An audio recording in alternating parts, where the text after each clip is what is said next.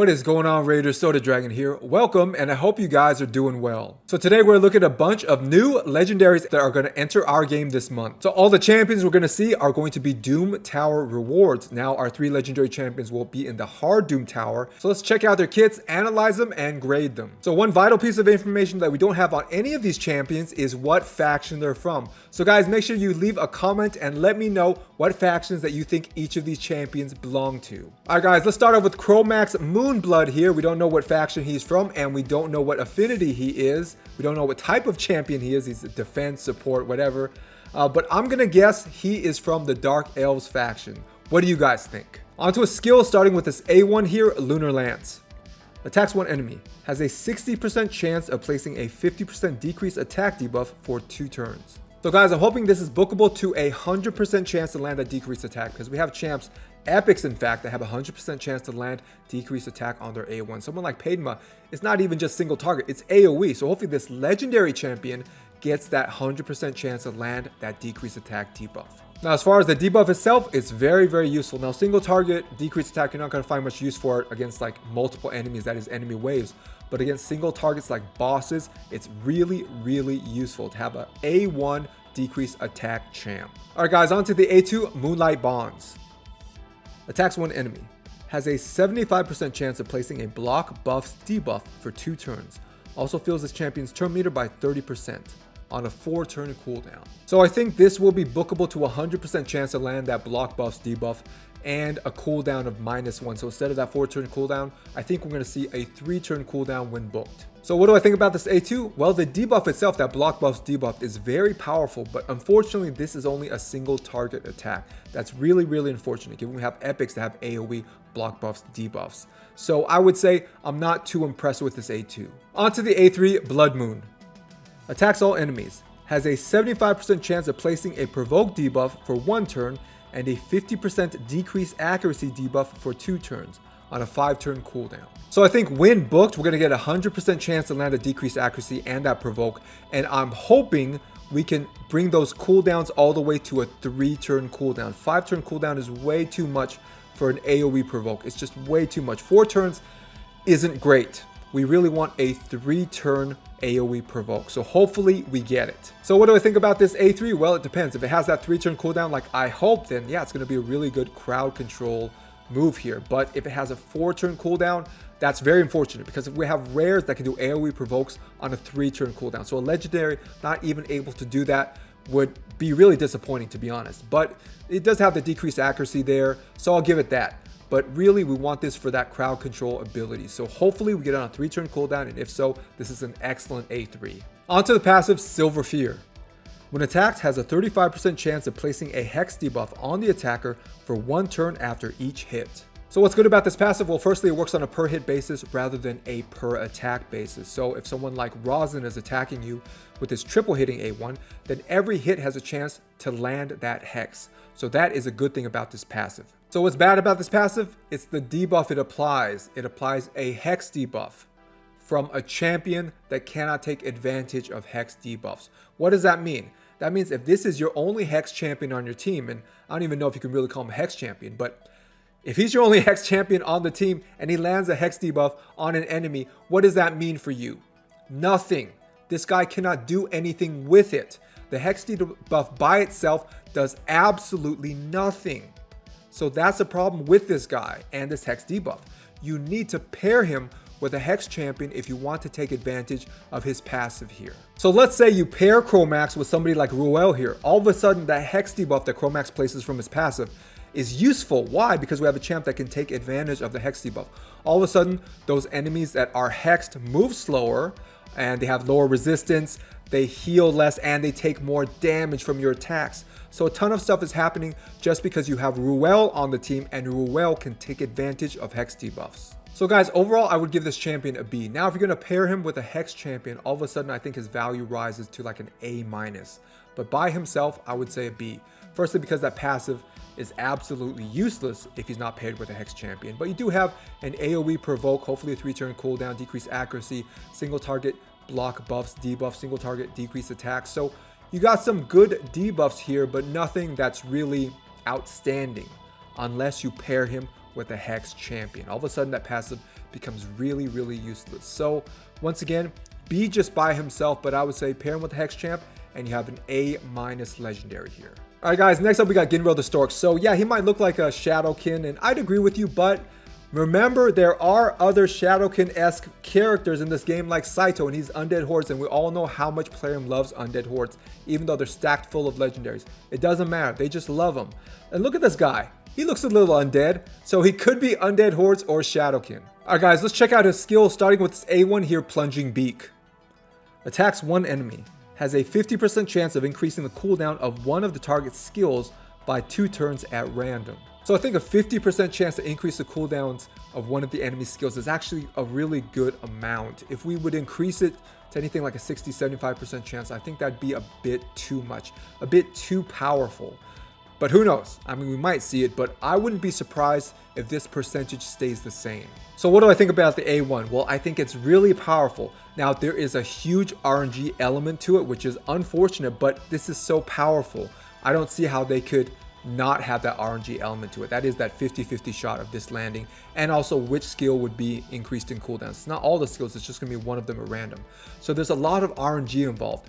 Nevertheless, if you land this at the right time, that can be the difference between your team winning or losing, whether we're talking PvE or PvP. So very powerful, but yet very chancy A1. Next up, guys, we got the A2 Befuddle. Attacks one enemy.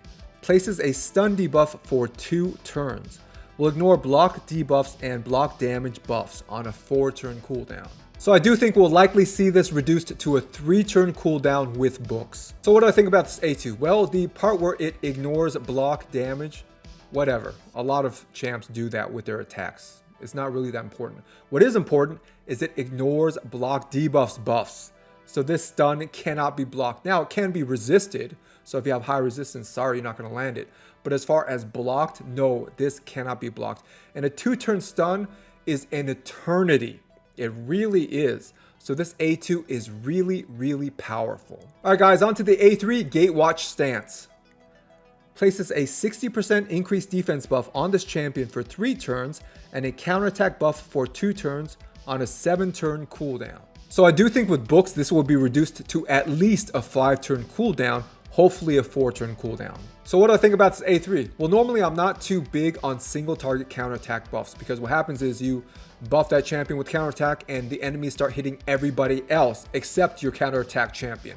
So that can be problematic, but this won't be the case when we talk about this guy's passive. So actually having that self counterattack buff with that increased defense is actually quite good given this guy's passive, which we'll talk about. Onto his passive, Laughing Gull. Increases this champion's defense each time they counterattack. Defense resets every time this champion gets a turn. When attacking, converts this champion's resistance into additional accuracy. Active effect. At the end of this champion's turn, places a provoke debuff for 1 turn on all enemies under increased attack buffs on a 4-turn cooldown. So what do I think about Laughing Gull? Well, let's talk about the passive effect first. So with regard to increasing the defense each time this champ counterattacks, how many times is he really going to do that? I don't know. I'm guessing not too much. You may be able to get 1 or 2 counterattacks off before he gets a turn in which this increase of defense will reset. So I don't really like that part. I'm not too impressed with it, but I do like the idea that his resistance will be converted into accuracy. So this is just like Helior. So I think this is excellent because you can build a champ with high resistance and that counts as accuracy. So you have a champ with high accuracy and high resist from just building 1 stat. So excellent part of his passive here. So what do I think about the second part of his passive here? Well, I think it's problematic because you need your enemies to take a turn. Because remember, we cannot apply increased attack buffs to the enemies. They can only apply it to themselves. That means we have to let them take a turn. And for example, in the arena, are we going to try to cut in after Arbiter increases everyone's attack? Because this only activates after this guy takes his turn. At the end of his turn, we get that AoE provoke for all the enemies that have that increased attack buff. So can we really cut in after Arbiter with this guy, have this guy take a turn, and then that AoE provoke happens? It's not likely. Now, yeah, you can run him for a completely traditional type of go second team where you literally let everybody on that speed team take their turns. You can try to go that option, but once again, that's a little risky. You actually want your enemies to put that increased attack buff on themselves. That means they'll hit harder, and can you survive? So I think there's potential here for interesting things. I would have wished, for example, this would have activated immediately after they put on that increased attack buff. That would have been awesome. But the fact that this only occurs, this provoke, after this guy takes a turn, puts a lot less value on the part of this passive. So guys, overall, what do I think about this champion? I would grade him a B-. I think he is by no means a progression champion. Of course, if you're getting him late in Doomtower, you don't need a progression champion. But that being said, he does have some interesting endgame potential, I think. So I see him kind of like a grub tuck. Very niche use, but very powerful if you know how to use him. And I get the same feel from this guy. I do feel like people will find ways to take advantage of his unique passive. Plus, he does have really cool skills. For example, the idea that he can stun and it cannot be blocked, that's pretty freaking cool. His A1's not too impressive, that 50% chance to increase the cooldowns of a random skill. Not too impressive, self-counter attack, increased defense, whatever, okay? But his passive is very, very interesting. And I'm sure endgame players will find a niche use for this guy. So I would give him a B-, but in the grub tuck way of B-. Like really, really useful to some people, and other people just don't know how to use them at all. All right, guys, our last legendary is Gronjar here, and I'm guessing Dwarf Faction. Let's check out his kit, starting with this A1 here, Pyro Pummel. Attacks one enemy 2 times. Each hit has a 30% chance of increasing the duration of HP burn debuffs by 1 turn. So I do think the chance here will be increased to 50% with books. So what do I think about this A1? Well, I'm not too impressed with it, but it's because of the HP burn itself. Remember, you can only have 1 stack of HP burn on any enemy at one time. That means you're only increasing the duration of 1 debuff by 1 turn. It's not like if this was, for example, poisons and this A1 affected poisons. You can have 10 stacks of poisons, and if you increase all those 10 stacks by 1, their duration, that's a lot. But HP burn, you only have 1 stack on. So it's not super impressive, but that's just because of the way HP burn works. Onto the A2, Shatter Falsity. Attacks one enemy 2 times. The first hit has a 75% chance of removing any block debuffs buffs. The second hit has a 75% chance of removing 1 random buff except block debuffs buffs on a 4-turn cooldown. So this will probably be bookable to a 3-turn cooldown. So guys, what do I think about this A2? Well, I think it's unnecessarily wordy, unnecessarily complicated. See, because take someone like Madame Ceres, what kind of buffs does she strip? All of them. It doesn't matter what they are. And now we get this guy, and his first hit only strips that block debuffs buff. And the second hit only strips buffs that are not that block debuffs buff. Super complicated, come on. And it's only 2 buffs that he strips at maximum on a single target. Madame Ceres strips them all. And we have epics that strip them all, not Madame Ceres, that strip all buffs. So this A2 is very, very underwhelming to me. Next up, we got the A3, Fires of Ald. Attacks all enemies. Has a 75% chance of placing an HP burn debuff for 2 turns. Also fills this champion's turn meter by 5% for every HP burn debuff the enemy team had before this attack on a 5-turn cooldown. So I think the skill will at least be bookable to a 4-turn cooldown, hopefully a 3-turn cooldown. So what do I think about this A3? Well, I think that to really take advantage of it, at least that turn meter boost part of this A3, you're going to need to pair him with another HP burner. Because if you throw out this AoE HP burn, by the time you're back around, especially if this is on a 4-turn cooldown, there's not going to be many HP burned enemies left, even extending with this A1 because it's only extending single target. So really, I think we should forget that turn meter boost part of this skill. AoE HP burn is good. On a 3-turn cooldown is very, very good. So hopefully we get that. Onto his passive here, Keeper of the Flame. Passive effect. This champion will not receive any damage from HP burn debuffs. Instead, HP burn debuffs will heal this champion by 5% max HP each time the debuff activates. Active effect. Whenever an enemy attempts to place a freeze debuff on this champion, instantly removes it and places it on the attacker. Also places an HP burn debuff on the attacker for 1 turn. The HP burn debuff cannot be resisted on a 3-turn cooldown. So what do I think about Keeper of the Flame? Let's talk about the passive effect first. Well, I think it's really good. This reminds me of Sissia and her passive effect when Cardio is on the same team. Her partner skill where HP burns will actually heal your team instead of hurt them. So this guy does not require any partner, but those HP burns, the healing effect from them only affects himself and not the whole team. But I think it's really, really good. The fact that he doesn't need anybody, that HP burns will just heal this guy is really good. And on to the active effect. Now, if you guys are thinking, man, this guy may be a counter to Tormund, no, he's not. Yes, he will freeze Tormund himself if Tormund's passive procs and freezes him, but he's not going to stop Torment from freezing your whole team with his passive.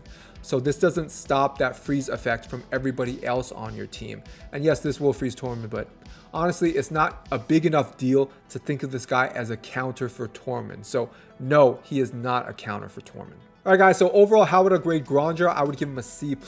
Why? Because the best thing about his kit is his AoE HP burn, which a lot of champs have. So his HP burn extension is not that impressive. His single target limited buff strip, not that impressive. The idea that he can heal off HP burns is kind of cool.